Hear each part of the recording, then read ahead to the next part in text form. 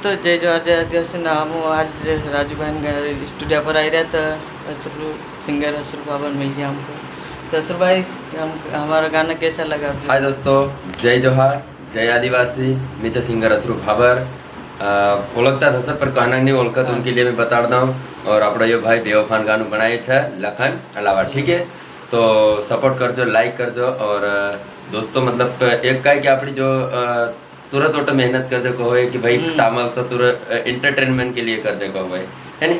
तो सपोर्ट करो भाई खान और आगे से आगे शेयर करो, ठीक है। यूट्यूब पर डल जा चैनल नाम चैनल अभी नहीं है, अच्छा इंस्टाग्राम पे डालेंगे। हाँ हाँ, इंस्टाग्राम पे तो अभी डल रहा है पर जो गाना आवश्यक तो भी YouTube चैनल पर डल सा है नहीं।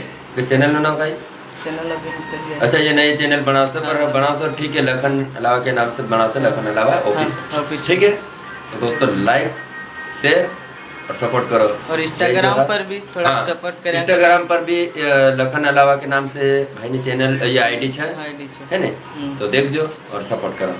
ठीक दोस्तों, बाय।